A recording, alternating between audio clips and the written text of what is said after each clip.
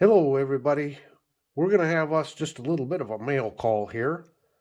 I received a couple of great gifts from that man, Stuart Harvey. He has been so generous to me in the past, and his generosity continues. I did a video on all my Schrade knives, and I mentioned the fact that with this knife here that I got in the antique store, that the stone was missing here. And Stuart immediately replied and says, I'll get you one in the mail. I happen to have one. So he sent me this sharpening stone to fit right into here. And this makes this knife setup complete. It is a little tight there, but she fits right in. And put that over there. Well, I can get it in there. It's tight. Push it down in there a little more. There we go. And now I have the complete knife set here. Isn't that terrific? How thoughtful. Thank you so much, Stuart. Now, in his email to me, he says, he got this into the mail and he thought the box was a little light, so he included something else with it. And look at this beauty. Look at this beauty. This is a Buck Matrixx number 190. And this is another one of the Canadian knives or Canadian buck knives that you can only get. I think it's an exclusive through Canadian Tire.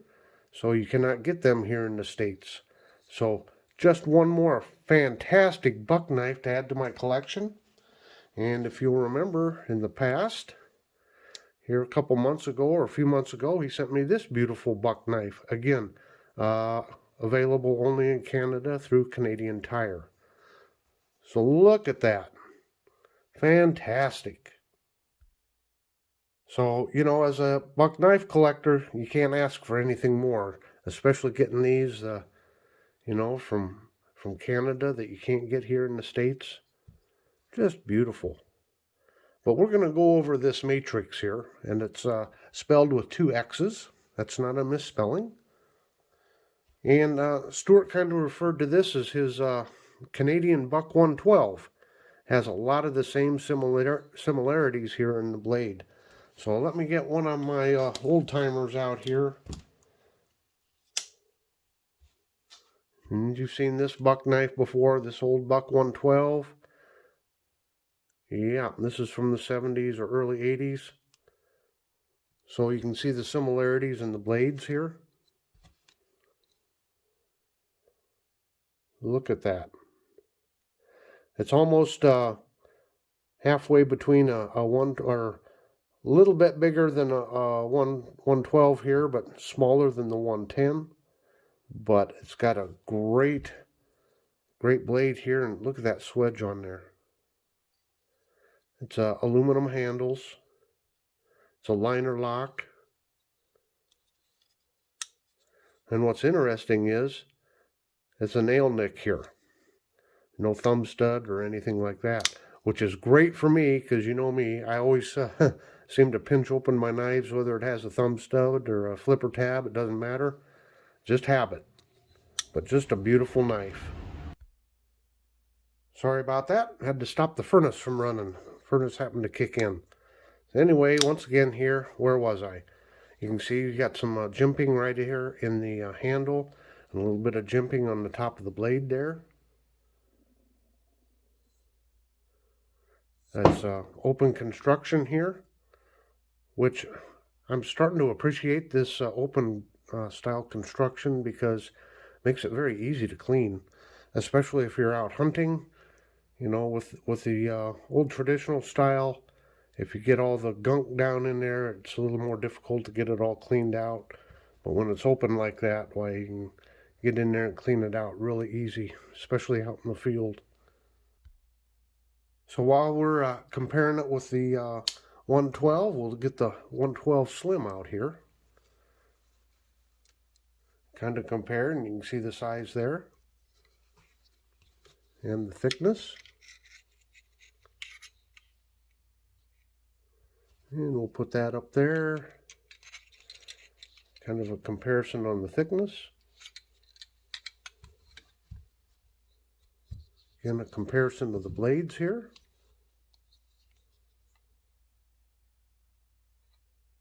You can see, on the slim here, you got a little bit of a swedge, but not this nice deep swedge right there. I did notice in opening this, it has a really good strong detent to it. You can hear it pop there.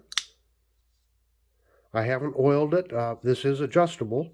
So, I mean, I can try oiling it and adjusting it just a little bit so it's not quite as hard. But, I don't mind a strong detent.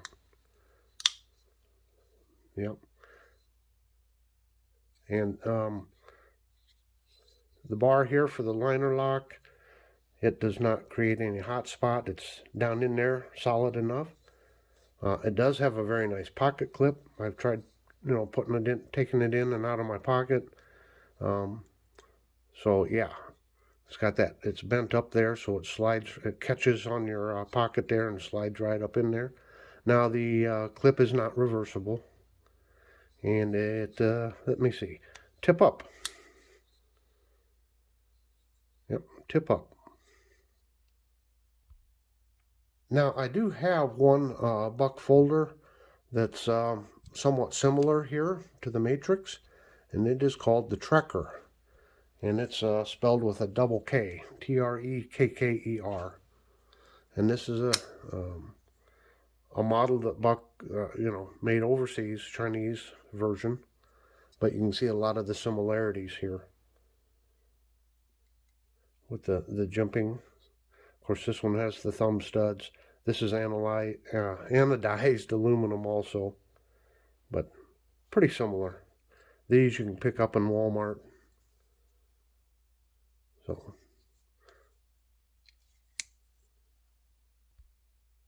well, we'll just check out the blade here.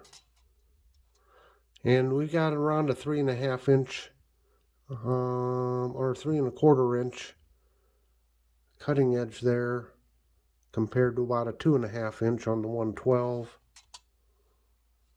It does have a very nice sharpening choil there. Let's check out some weight.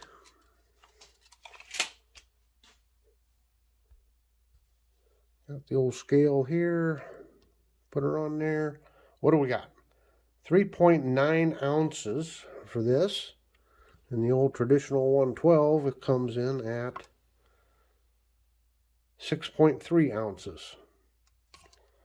So, this one is just about, weighs about half as much as the traditional. So that's ounces, be 112 grams. So this knife is described as a folding hunting knife, and I have to agree with Stuart. It has a lot of similarities with the 112. It is stainless steel blade, and I believe this one is in 420J2 stainless steel as opposed to the 420HC that's most common on US made buck knives. But just look at it. It's a gorgeous knife. And yes, it does feel really good in the hand. And you know me, I don't like the feel of that pocket clip. That's on any knife. On most of them, I just don't like it. So I hold it in my left hand, and it just feels so much better because I don't have that clip, protruding up into my palm. That's just me. Sometimes, tempted to just take the clip off so it feels more comfortable in the hand, but I'll leave it on for now. Maybe I'll get used to it. Just one of my little idiosyncrasies. But sure. What do you think, folks? Boy, did Stuart do me right, or did he do me right? Thank you so much, Stuart. I really appreciate it. These are very special knives to me, and I will always cherish these. Thanks again so much. And I want to thank all my new subscribers and all of you that have, been subscribed and supported the channel for so long. It's been a real pleasure to try to do these videos for you. I love the feedback. Thank you so much. I do want to mention, I haven't put out the offer for quite a while. I keep forgetting to do so, but if you'd like one of the Knife Delights channel stickers, why, send me an email at knifedelights@gmail.com. Send me your name and address, and I'll get you a channel sticker in the mail. So until next time, have a very delightful day.